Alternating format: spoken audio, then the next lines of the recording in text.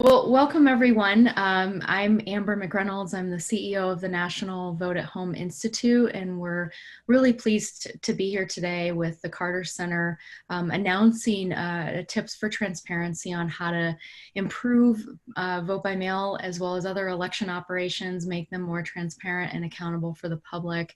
And I'm really excited about the guests that we have here for the panel today, including Molly Fitzpatrick from Boulder County, Colorado, Ricky Hatch from Weber County, Utah, and Neil Kelly from Orange County, California, all of which, as outlined in our document that we're releasing, have created some incredible transparency programs for their offices and have really set a national example for how to do this in a really good way and provide and infuse more transparency into the election process.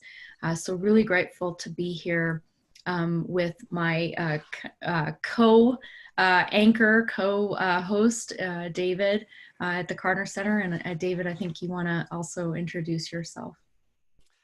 Thanks, Amber. I'm David Carroll, the director of the Democracy Program at the Carter Center in Atlanta, Georgia. And it's also a great pleasure for me and for the center to work with Amber and Vote at Home on this project, which we think is really important. I'll just say as an introduction from our perspective, the Carter Center has never before worked on US elections. We've focused our work internationally, looking at countries that we thought were facing difficult elections. Maybe there's polarization or a lack of confidence in the results, lack of confidence in election institutions. And in the past, we wouldn't have thought of the United States as a country that would fit that characterization. But this has changed, and this year we've launched a Carter Center initiative that's really focusing on the simple, but actually very challenging goals of fostering trust and transparency. And one of the things that we're trying to do is this collaborative project with Vote at Home, and so we're really pleased to do this. And for us, we're drawing on what is one of the most important lessons we've learned in our extensive work internationally, more than 100 elections around the world, and that is the critical importance of transparency and accurate public information in order to have that public trust and confidence in elections. So that's why we think this is a real important event, guide that we've produced together, and we're looking forward to this webinar, this panel, to really give a little more attention to it. So thanks again, Amber, and thanks to our panelists. I really look forward to hearing from each of them. Well, thank you, David, and thank you for your partnership on this critically important project. We're really excited that we were able to work together and produce this document that will hopefully provide some tips and suggestions in a quick way for election officials to utilize during this election process and then all elections into the future. A couple of things, and I'll sort of cover the first three, and I think David will go over the next three, and then we'll introduce our awesome panelists. But the document kind of goes through different sections and provides different tips on how best to infuse transparency.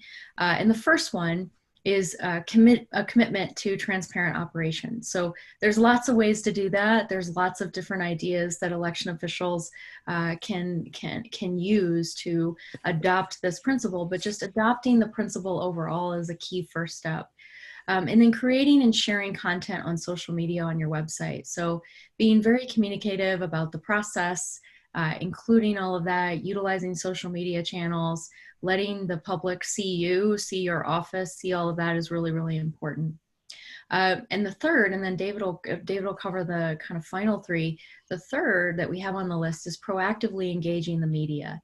And I know all three of our panelists will talk about this today, but this is a really important aspect of transparency, educating the media, bringing in the media to tour the election operations before election day so that you can explain to them exactly how the process is going to work, what they can expect, how they can get their questions answered easily. And keeping that communication channel open with the media is absolutely critical in terms of increasing transparency. Thanks, Amber, and I'll do the last three. So the fourth tip is to invite people to see for themselves this year virtually. So many of the best practices are to host those tours in person for ballot processing facilities and for the public and the media to see that. And that's still, strongly advised if distancing will allow it, but you can do it this year also virtually. And to try to find ways to make the same set of processes visible and understandable to key stakeholders, the media and the public. The fifth is and this kind of goes back to the first one about committing to transparency throughout. And it's really important to be transparent. And we see this in our work internationally, especially when there's issues and problems. And when there are problems, this is the perfect time for there to be suspicions, disinformation, and things can spin out of control. And this is where it's an opportunity for election officials to just explain what happened, explain who's impacted, say what you're doing to respond to the problem and when it's going to be addressed. And that can really help dispel lots of concerns and things that can just spin out of control in ways that really have little connection to reality often. And lastly, and this is something that we're really stressing in our other activities at the Carter Center, facilitate the participation of authorized poll workers, poll watchers, and monitors. This is really a critical, fundamental element undergirding transparency, and make sure people know what it takes to be an authorized poll watcher and the aspects of the process that they can witness and can observe throughout all of the absentee ballot processing and counting processes. So, awesome. Back to you, Amber. Awesome. Okay. So as I mentioned, we've got an incredible group of panelists here with us today. What I'm going to do is have each one of them introduce themselves, and then we're going to do kind of a series of Q&A and questions where hopefully we can draw out some of the best practices that they've adopted and some of the innovations they've all done in their offices. So first, Molly, will you introduce yourself? Hi, everyone. Thank you so much for having me. It's a pleasure to be here with all of you. My name is Molly Fitzpatrick, and I am the clerk and recorder here in Boulder County. And I was elected in 2018, so I've been here since January of 2019. Great. Thank you, Molly. And Ricky? Hi there. Ricky Hatch. I'm the county clerk auditor for Weber County in Utah, just a little bit north of Salt Lake. I was elected in 2010 and have been serving ever since. Thanks. Great. And Neil, welcome. Thank you so much, Amber, and to the Carter Center for the invitation. My name is Neil Kelly. I'm the Registrar of Voters for Orange County, California.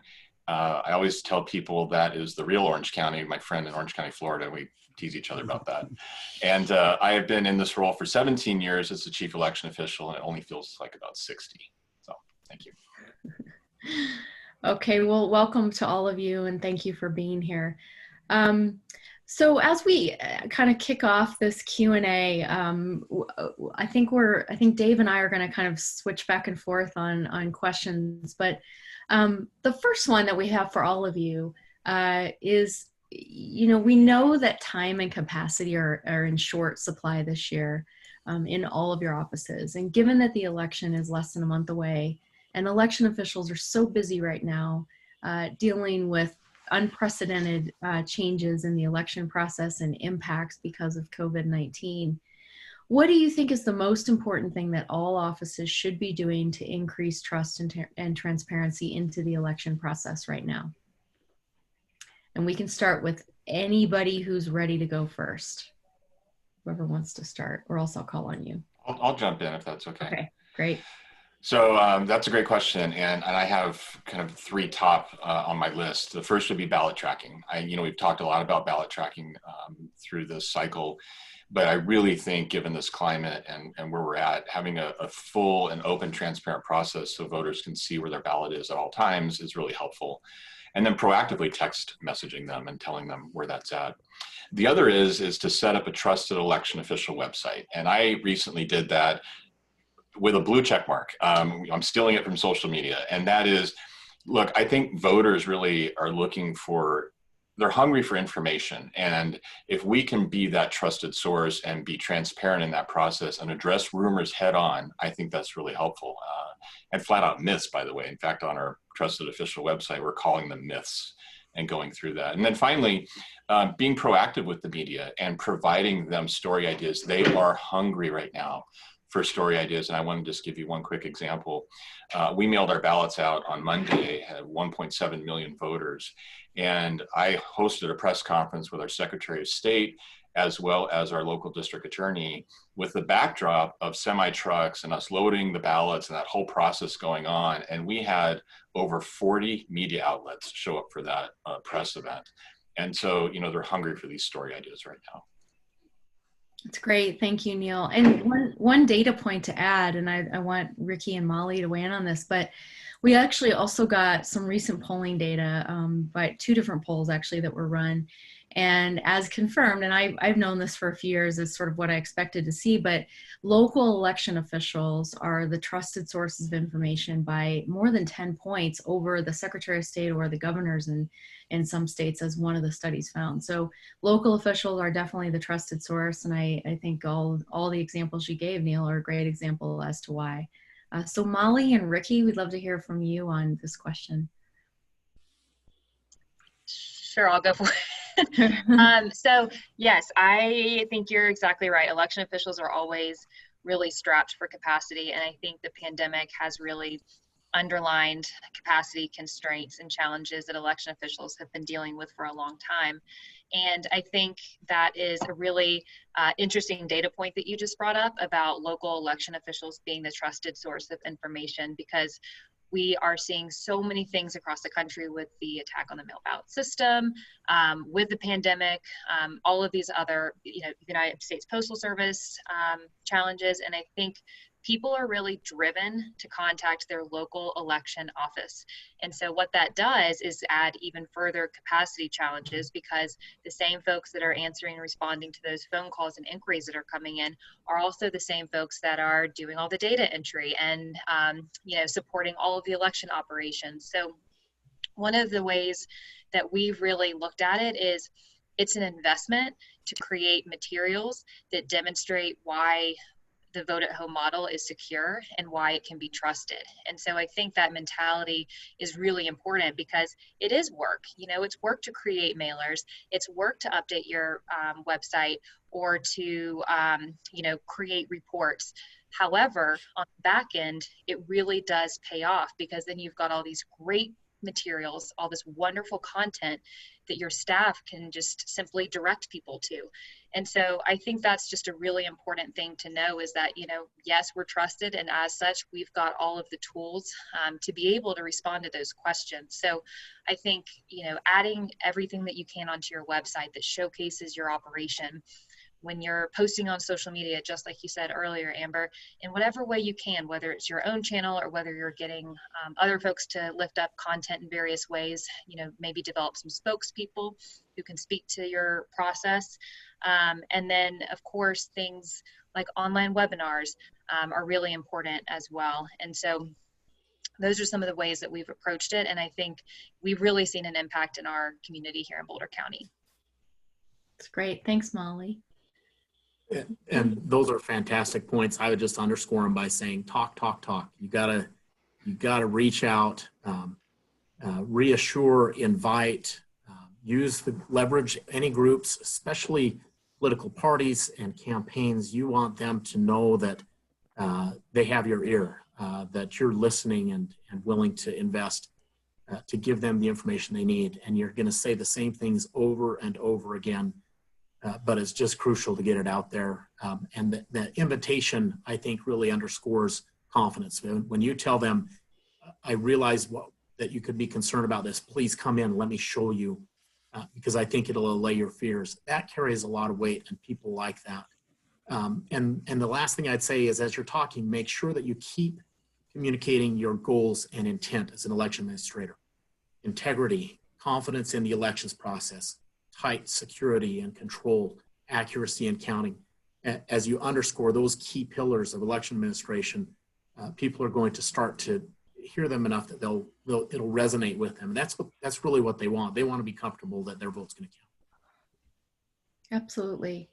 Okay, Dave, you have the next questions, I think. Yeah, I do. And I'm going to combine our next 2 questions, Amber, because they're actually kind of follow on to the question that's just been addressed. And so if you can elaborate, each of you, Molly, Ricky, and Neil, a bit more, if you can, anything about your general approach to communication to the media. And then also, given that you're larger than some of the smaller election jurisdictions, on social media in particular, there may be some of the smaller places might not have the kind of following or the established channels on social media that maybe you're used to having and that you use well. Do you have any recommendations that you can share, bearing in mind maybe some of the different circumstances that smaller election jurisdictions might have? So I'm going to go in the same order. Molly, do you have anything on the general approach and recommendations on social media to smaller jurisdictions? Sure. So I think one of our general approaches is that when there is a void or when there is silence, other people will fill it, or people will make up the story or answers that they want. And I think that's really problematic. So I think our general approach is overly communicate with the media. And I think it makes a lot of people really uncomfortable. And I totally understand that. And I think that the more you do it, the more comfortable that we will all get with it. And I completely underscore everything that Ricky just said about how important it is to just continually hit your key points, which is we want people to vote and we want people to know that they can feel good about it, and here's why, and really demonstrate that to them. And so I think for us, it's just about being proactive, not letting people fill up the space with our silence. And I think just being really available, personally always answering the phones right away if a member of the press calls, and always just putting yourself out there. Guest columns, quick videos are really great, and surprisingly always get way more traction than I ever could have imagined. So I think those are some of the general approaches. And then for some of the smaller counties or jurisdictions, I think really relying on the partnerships that they have with local partners, whether it be a local stakeholder group. Maybe it's people that are interested or invested in your process. Maybe it's your local parties. Maybe it's nonprofits. Having those folks ready to go, I think, is really important, and having them in the know, because they're going to amplify your message and be really effective with it because they're trusted with whatever community they're a part of. And then also, if you have city partners or city PIOs, you can always ask them to lift up your content, share your content. And then lastly, I would just say, looking into groups or tags that are really popular with certain community members is also a really effective way to build your social media presence and platform. Thank you, Molly. That's really great. Ricky, do you have anything on any of those points? Yes.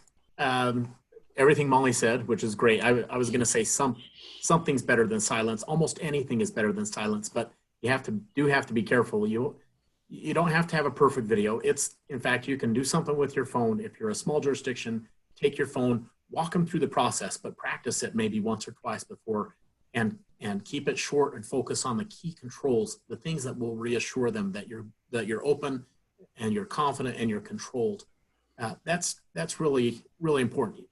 And if you don't know how to do Facebook Live or something like that, grab a local high schooler and they'll be able to get you up to speed pretty quickly. You can put together a quick series of Twitter tweets and put them in a calendar and have them post automatically. And it's not that hard. You can have somebody train you to do that pretty quickly, and then you invest one evening and put a few together, and you're good for a week. But the key thing is you got to get out there. You want to be the one that sets the tone and brings up the information rather than waiting to respond, because that usually looks bad. That's great, Ricky. And on the social media point, your son and daughter or somebody else's son and daughter who works with you for sure are going to be able to help you if you're not so comfortable. That's a great suggestion. Neil, how about from your side? Yeah, so you know, the kind of the things that Molly and Ricky were saying on the transparency is really important. But one of the things that I would add too is that we've created a full media portal, and that can be done in any size jurisdiction. And what that is just a collection of tools the media can use, such as photo galleries. For instance, whatever you do in your office, take pictures, be transparent with that. And what we found is that during broadcasts on many of our stations here in Southern California, they're grabbing those photos to overlay on their stories, which is really, really good. Data graphics is really helpful too. They are hungry for that, and you can do that super easy in a lot of applications to show incoming ballot numbers, mailed ballot numbers, et cetera. We also offer live remote broadcasting. You know, Ricky talked a little bit about Facebook Live, but we've installed cameras that just have a direct feed to the media. So just to give you kind of an example, here in Southern California, there's remote cameras on top of Mount Wilson that they always use in the weather broadcast to show, look, here's the fog layer, the overcast in Southern California. Now they're able to go to our ballot processing and say, look, this is what's happening right now at the Registrar of Voters in Orange County. And then on the social media side, and by the way, one other thing I would add too is that, and Molly, I think, touched on this a little bit about, it might scare some election officials to be, you know, really open with the media. When I first got here, one of the first things I did was allow reporters to embed themselves in our operations. So they went through poll worker training, they worked as poll workers, et cetera, and that really helped with the relationship. And on the social media side, create social media posts that are unique. And you can do that at any jurisdiction. And you know, it might not sound unique, but when you talk about the ballot returns coming in and where they're coming from and the precincts and those kinds of things, that can go a long way on social media, and that really starts to get followers. And the last tip I would advise is there's ways you can set up your pages, whether it's Facebook or Twitter, where if somebody likes a post that you do, you can ping back to them automatically to like your page. And that will help build your following over time, especially in jurisdictions that don't have a big following.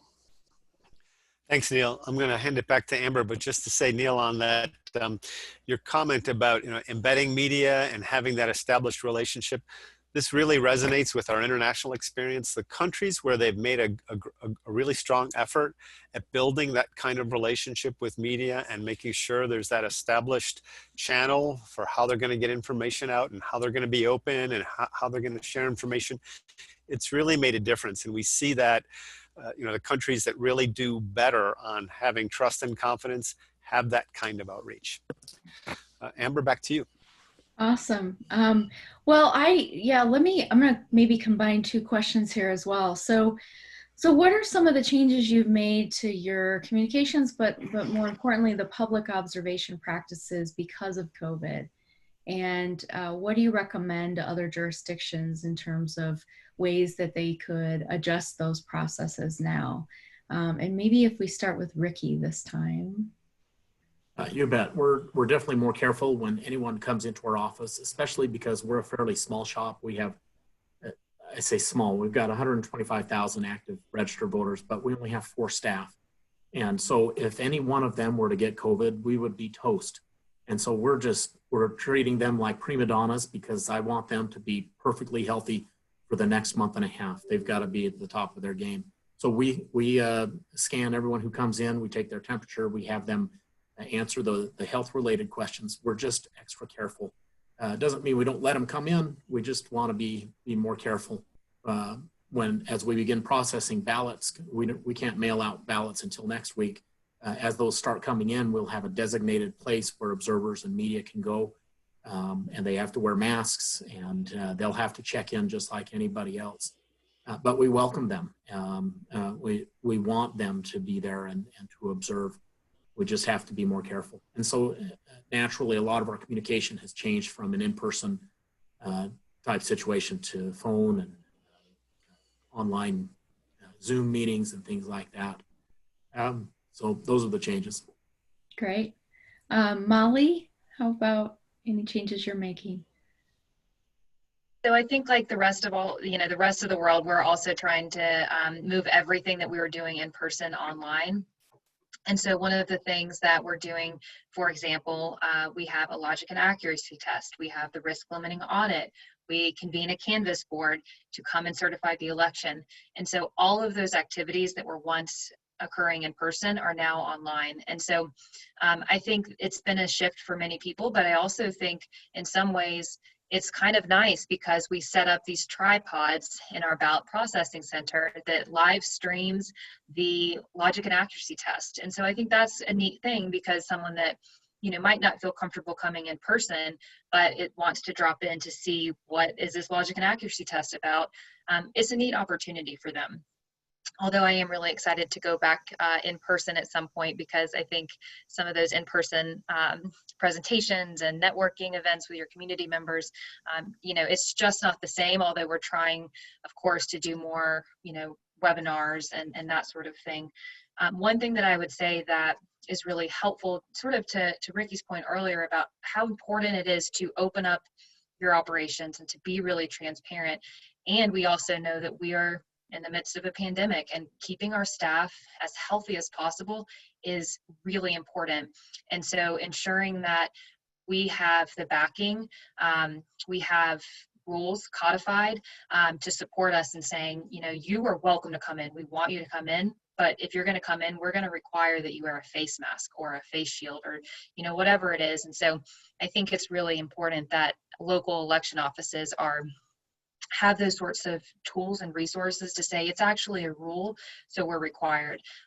So it's striking that balance of, right now, safety and transparency. And I think we've demonstrated, many of us have demonstrated that it is possible, and we all have to just work together to do it in an effective manner. Great. And Neil? So we have published a pretty complex handbook for election observation that really outlines all of the statutes, the rules, the regulations, and gives them a guidebook. We produced an online training video for observers to go through and watch. And we broke up both in-person and remote observation in 2 different ways. You might recall in 2018, Orange County flipped from red to blue on most of our congressional districts. And that made international news. And so at one point I had 220 observers in my office following the election. So with obviously what's happening right now with this upcoming election, I've been contacted by all the major campaigns saying, how do we get in there? And so we've set up a reservation system. So now for physical observation, they have to go through a reservation system that's prioritized. And if they don't get that, then there's a lottery system for members of the public. So we have spots available. But like Molly was saying, we went to a full remote observation system as well. And in addition, we have on screen, remote observers can view the actual signature comparison and see the data. They go through an approval process and an agreement, but they can see that whole piece online, which is great. And we've done, you know, as much as we can to protect both the public as well as our staff from COVID. And the irony is, and I've already said this publicly, but I went through all of that with 2 recall elections, and then I got COVID, and it was not a pleasant experience, let me tell you. So learning firsthand from that, that lesson has really helped me as well. Well, we're glad that you're okay and you're here. All right, thank you. Yeah. Okay, Dave, I think back to you. I'm going to take the next question, and I'm going to follow Amber's example and mix up the order even more. So Neil, be ready. And on this one, the question really is, how do you try to set realistic expectations for how long it's going to take to have election results, bearing in mind the absentee ballot process and anything that might be entailed to cure the ballot, or any other processes involved, you know, post-election audits or anything else like that? What are you able to do? What have you done? What are your thoughts and recommendations about realistic expectations for the results? So I'm going to start with Neil. I love the question, but the answer is very challenging because, you know, as much as we try and do as election officials to provide that education, it seems to always get lost in the shuffle. But some of the things that I have found that have resonated, and that's what I want to share with the audience, is that talking to the media and talking to the public about the ballot itself and the transit of the ballot. So what's the life of a ballot when it hits our office? And when I started to tell that story and talked about the checks and balances that are in place and why does it take 48 hours for a single ballot to make that transit, all the way through, they started to have a better understanding of, okay, post-election, this is why you're starting over on election day. For jurisdictions like mine, where we can start processing ballots 30 days in advance, but think about, like Wisconsin and Pennsylvania and these other locations that can only start on election day. And so telling that story about why it takes that time and telling the public, you want an accurate result and you want, a clear indication of the winner, and that's done through this process of checks and balances. They seem to understand that a little bit better. But I think at the end of the day, it's challenging just to try and get that message out for sure. Great. And Ricky, how about you? I always preface it with saying there are just a very few things in life that you absolutely don't want to rush. Surgery, you don't want your doctor to rush through that. And counting ballots, counting elections. I say if there's one thing that you don't want to rush through, it's that process. And we will never cut corners. We will, whether we get your ballot 2 weeks before election day or on election day, it's going to receive the same level of controlled inspection and verification before it's counted. And so that's how I always preface it. And then I try to bring them back to kind of like what Neil said. I always tell people we usually get about 50% of our ballots on or before or 1 day before election day. And it does take time. Not only is there some quarantining involved, but it takes time to make sure that each ballot is subjected to the proper authorization and verification before you count it. And I think people have been pretty good at understanding that. And then I always compare it to prior years. Election night results are never official. And it's a really good statistical sample that probably won't change, but it's always possible that it can. But they're always unofficial, and you just don't want us to cut the corners. Just let us do our job, and the more you call, the slower we work because we have to take your calls. So we always just encourage them, and we're proactive. We will let you know when we're about to release the next round of results. Thank you, Ricky. And Molly, how about in Boulder County, Colorado? So I would say one of the things that's most helpful is just to normalize it and say it's always taken several days after the election. This is nothing new. It has been this way for a long time, and here's why. And as Ricky mentioned, it's because we want to be accurate. Accuracy is more important than speed to us. I also think having a couple of concrete reasons or numbers handy is really helpful. So for example, we can only process X amount of ballots in 1 day is a really helpful tidbit. And then I also think that, as Neil was mentioning, it's challenging for jurisdictions or states that can't begin processing before election day. And so I think that's a really important thing to communicate, because if laws are hamstringing you, that's understandable, and the public needs to, one, contact their legislators to fix that, and two, understand that that's a real barrier. And then the last thing I would say is that the public is really understanding that COVID is just slowing us all down in many ways. I think I've heard so many instances of shipping delays, and it's because there's a bunch of reasons why. And I think in our election offices, none of our offices were built for physical distancing, and none of our offices were built to have all these COVID precautions that we now have in place. And so I think communicating that, we've got to accommodate physical distancing. We've got to do shifts in a way that we haven't had to do before, because we want to eliminate cross-contamination. And I think just some tangible, easy to understand, digestible things from our offices is something that the public can really support and get behind. Thank you, Molly. Amber, back to you. Sure. Let me just, Rachel, do we have questions in the Q&A yet? Just to do a quick check. No, nothing yet. Okay. So for the audience, if you want to pose any questions, go ahead and start putting those into the Q&A, because I do want to make sure we leave enough time for Q&A. But I think for now, if we could have each of you, if there's any items that we haven't covered or programs that you're planning to do or plans that you have, if you want to each share that, if it's something that we haven't covered yet, I think that would be great. And then I know each of you sort of touched on this a little bit, but hearing what you're planning to do with maybe post-election audits, or if you're planning to, Zoom those. I know there's been a few examples of that happening around the country in different states. There were RLAs conducted over Zoom in Wyoming and Alaska and Kansas for their presidential primaries. So yeah, if you want to just do a few closing comments or update on anything we haven't covered, and then we'll get some Q&A coming in as well and leave time for that. Molly, do you want to start?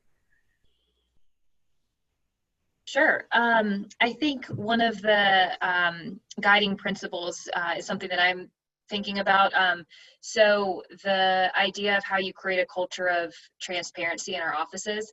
And I think one of the most important things is just realizing that external transparency really starts with internal transparency. And so just bringing a culture of transparency with your teams. And so making sure that dialogue is really open, it's collaborative. When decisions are made, staff understands why, poll workers understand why. And so I think that's just an important piece of information, because when we model and demonstrate it to our teams of folks, then they're going to want to model and demonstrate that to their folks, to the voters. And so I think that triggered my thinking to one of the tips about facilitating transparency for poll watchers.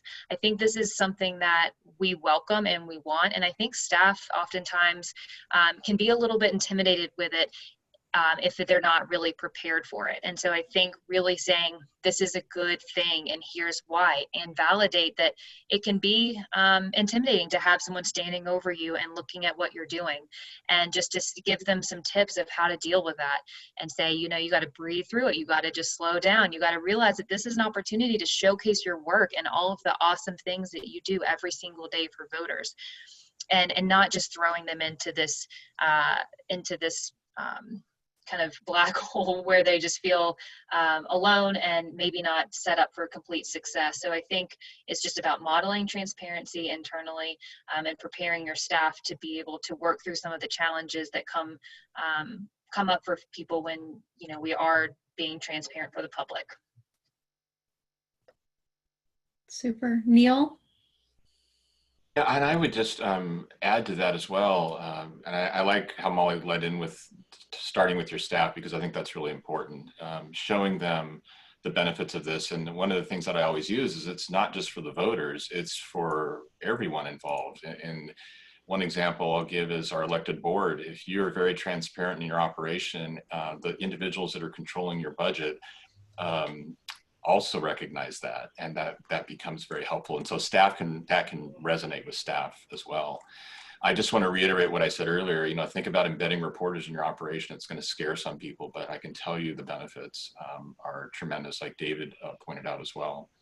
Prioritizing media inquiries, just another example of creating that culture of transparency is important. And conducting tours, think about opening your operation and scheduling tours for civic groups. And, I've done it for Cub Scouts, and across the board, I think tours are a great way to go. And create a speakers bureau that really helps get the word out as well, and helps with transparency.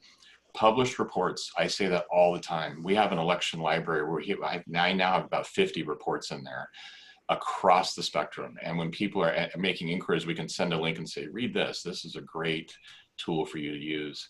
And then finally, tell your story. I mean, there's a story to be told in every election office, and that helps with transparency across the board. And then finally, Amber, you asked about RLAs. We are going to be conducting an RLA here in Orange County, and that'll be broadcast live for the entire process with document cameras, so they can see the ballot and hear the calls, et cetera. It's going to be fully transparent.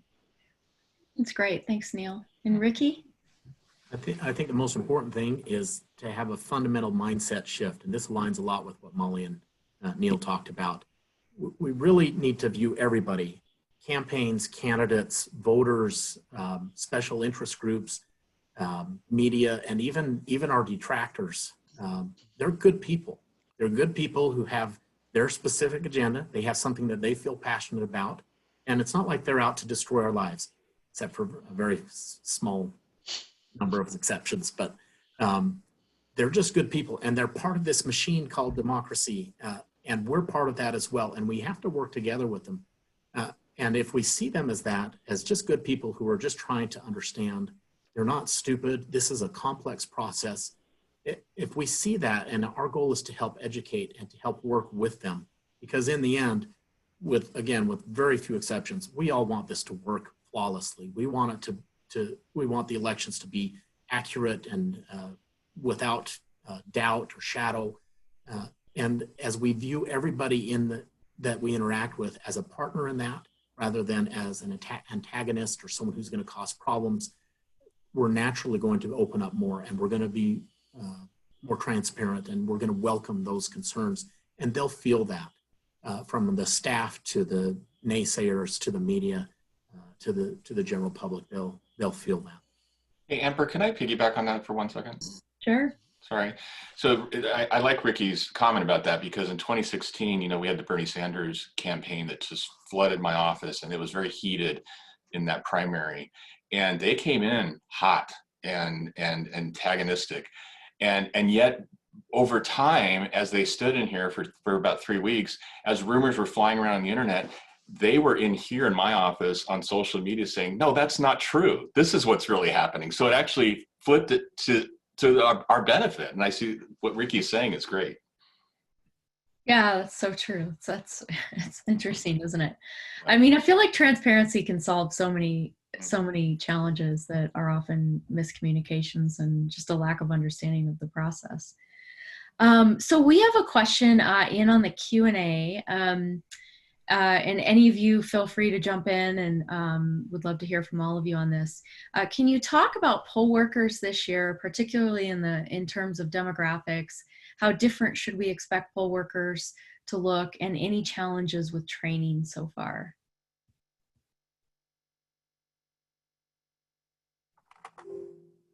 I'll go ahead and talk to that. In Utah, we're mostly vote by mail, so we don't have a ton of poll workers that we have to recruit for, so we have that natural benefit. Ours are definitely smaller, sorry, not smaller, but younger. However, poll workers have never done poll working to make a buck or to be popular. They do it because it's a passion for them. And so we still have plenty of older poll workers, and we're doing everything we can to be careful with them. I think people are realizing we're just going to have to live in this world and take precautions and take some risks, and we're doing everything we can to minimize those risks. The one thing that, and now I can't remember the rest of the question. Hang on just a second, let me see that. Oh, training. Training has been very interesting. We now do a lot of video training, but we still have people come in person to do some kind of final touch-up training, but we issue videos, and they're not big fancy professional videos, and they've got little quirky personalities with the staff who created those. So yes, it's definitely younger. And then the last thing that we've done this year that has been super helpful, we've reached out to our fellow county employees and even some city employees, because they're people who are used to working with the public. They're very reliable. And so we've got a substantial number of county and city employees who are going to be working as poll workers, including several plainclothes officers who will provide a lot of security to us without any perceived voter intimidation by having a police force present. Great. Neil, Molly, do you want to add anything on that question? Yeah, I'll add. So when we moved to a vote center county first part of 2020, I moved off of a volunteer program, and we now hire seasonal employees for a 7-day period. So the demographic and the makeup of our employees now is shifted a little bit. It's skewing more younger, but also because of COVID. For instance, we tapped into the Disney team because Disneyland has been shut down because of COVID, and you're talking about 30,000 individuals. And we're having a lot of benefit from those folks joining us, and which is great.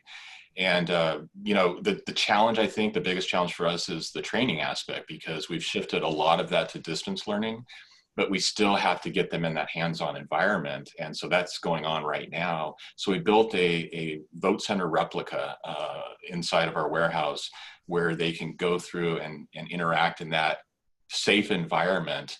And so we control that as opposed to these outside training facilities. But it certainly is a challenge because of all the protections we have to take. Great. Molly, do you want to add to that? I just have two quick things. So one of them is that we are also doing a lot of videos for our judges.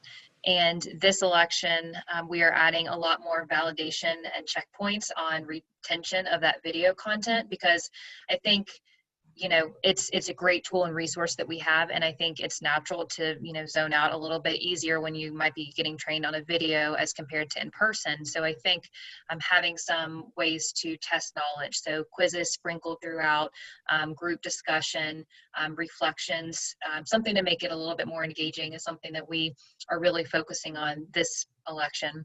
And then the other thing that we're doing in terms of training, so we had the June primary election and we were able to completely silo training for vote center judges, which is really important because it keeps people spread out, minimizes risk of cross-contamination, that sort of thing. And so, of course, this is a much bigger election with many more vote centers than we had in the June primary election. So what we did when this election, usually we have everyone come together for training, and we just have a few sessions of training. So what we did this election is have all of the judges participate in one day of online training. And so it was proctored. We built the content in advance, but we also had trainers available and on the call so they could answer questions in real time. And while that training was being proctored, we had it basically playing for many other groups as well. So that having that content in advance was helpful because you can run multiple sessions of it at once and have different people kind of acting as that proctor. And then we also created our vote centers in zones. And so we kept people, you know, it was impossible to run training for as many vote centers as we have. So it was impossible to keep people siloed completely, but we did segment training. So folks, the opportunity for cross-contamination was much more minimized than it ever has been. Great, thank you, Molly. Okay, so another question. Are you ready for potential election violence or intimidation of election workers? And how do you mitigate this? And how can an election office prepare for this potential eventuality? So I'll jump in, Amber, if that's okay. Sure. So I have a very strong relationship with our local law enforcement partners. We're one of the only counties in California that have our own fusion center, which is our intelligence center for law enforcement agencies. Others have it spread out among cities and counties. And then we've worked closely with Homeland Security and the FBI on the intelligence side. But what we have done is build a partnership with our district attorney, and we're using DA investigators to support my operation and to respond at our request to issues that might be in the field. And that's going to be a team of about 30 individuals that are trained in election law. And you know, there's nuances obviously in that. And so they're going to be supporting us in that regard. We're also making plans with this team for call outs of any threats of violence and those types of things. So we're planning for that. I think some of this hopefully is overblown a bit, but we're being cautious and we are planning for it. And then the last thing I will add is that, you know, patrol officers, the folks that are responding to 911 calls, et cetera, on the street, they generally do not know election laws. They're not dealing with that on a daily basis. And so we created a pocket card for all law enforcement officers in Orange County to be able to carry with them on election day that has all the relevant criminal code sections that they can access. And it really helps them when they're responding to potential acts of violence or threats or et cetera at a site until we can get there and help them and assist them. Great. Ricky or Molly, do you want to weigh in on that question? I can. I think one of the most important things is getting really clear and aligned with your team, your county attorney, the district attorney, and any other relevant stakeholders about what is intimidation and what is not intimidation. And I think sometimes we're never going to know until it shows up and we evaluate the circumstances on the ground. But I think there's plenty of examples that we can really prepare for and also train for, or train to and document. And so I think really brainstorming what are the potential situations that are going to show up and what will we classify that as, just to get people's wheels turning, because you get to election day and then, you know, it's everyone's kind of running on fumes and it's like, is this not? So I think just having that conversation about what is and what isn't is really important. And then having that conversation with the relevant stakeholders or support systems, and then making sure that the process is really mapped out around communication and the phone tree and who's responsible for coordinating who. And then lastly, I would echo what Neil said about the guide. We created a law enforcement guide this election, and it has all of the applicable election law citations. And then our sheriff office partners actually went in and also they included the charging language. And so that's going to get disseminated to every officer who will be going around and doing more drive-bys than we have in the past. But of course, it's just a drive-by because we want to avoid intimidation at the polls and that sort of thing. So we are absolutely preparing for it and training folks to it, making sure that all of our support systems are ready to be activated should we need them. Great. And just adding on just a teeny bit, in addition to our plainclothes poll workers, officer poll workers, we have a few that have been trained in de-escalation, just regular poll workers that have de-escalation training. And we place them strategically in various locations at our poll center or our vote center.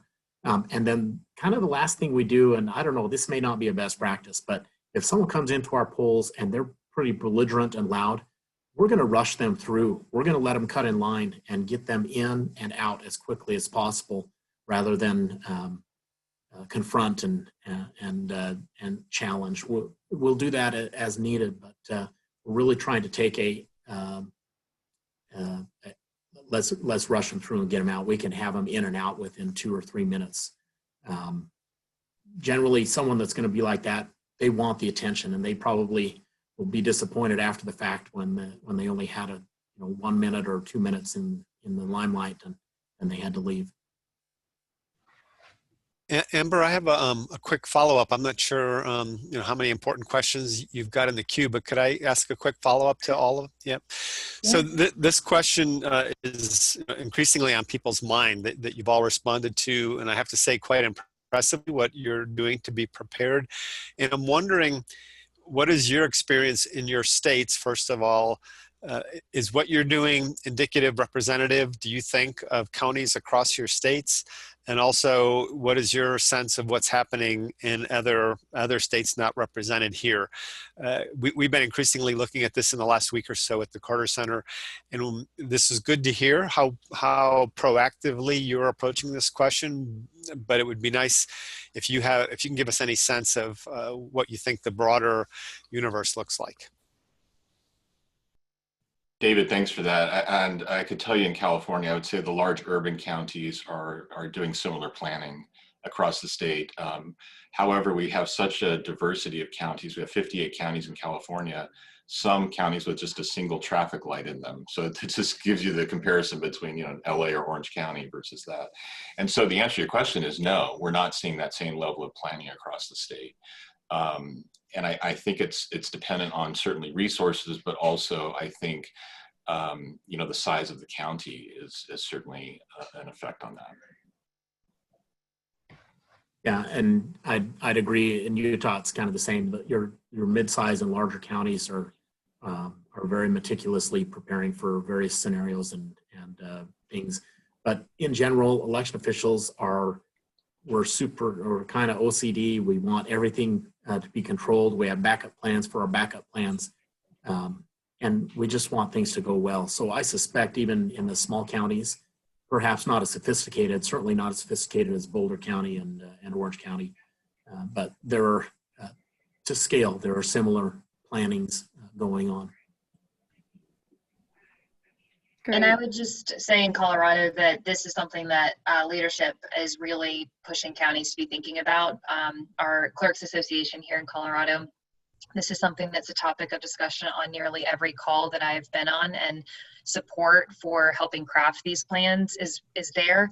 And also, you know, the Secretary of State's office phone calls that we're on, they're also pushing that everyone be thinking about this. So it's on the minds of all of us here. And I think in Colorado, we're really fortunate to have a very collaborative culture between our election offices. And so plans are being shared, phone calls are being had about how we're all doing it, because we want to, you know, build each other up, and because we're all dependent on each other's success. And so that's a really important thing for us here in Colorado. Great. Okay, there's one final question here, and I think we've got like 2 minutes left here. What are some of the most common press inquiries you're receiving from the media, and how are you handling the influx of calls? Who wants to go first? I'll jump in there. The most common, I just got 2 more as I'm sitting here talking to you folks about individuals getting 2 ballots. And I think in large states like California, where we have a statewide voter database, that, you know, when you lock the voter file and then you're doing duplicate matches after that fact, it's not going to catch every dupe. And so this is something, certainly in this environment of statewide voter databases, that's happening. So that's probably the #1 inquiry that I'm getting right now. And then handling the calls, I handle all the press calls myself for the most part. And I have one individual that also assists in that. But we're on top of it. And I think, to Molly's point earlier, you know, the quicker you can get back to these folks, the better, because if you leave them waiting, the story is going to develop on their terms. And so I think it's important to get that out there.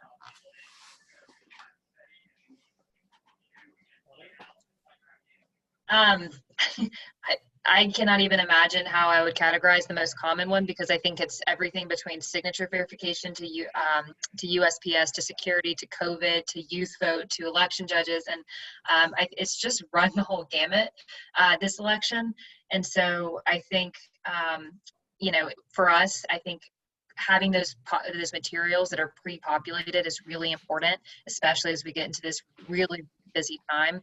And so, as Neil said, he has a wonderful library of reports that he can just shoot out to folks. I think that's really important. We are trying to build that same library ourselves. Guest columns that cover a wide range of topics that we can point people to. I think just having those resources that are already, you know, vetted from your team, vetted from experts, that you can just dole out is so nice right now, and is giving us a lot of space.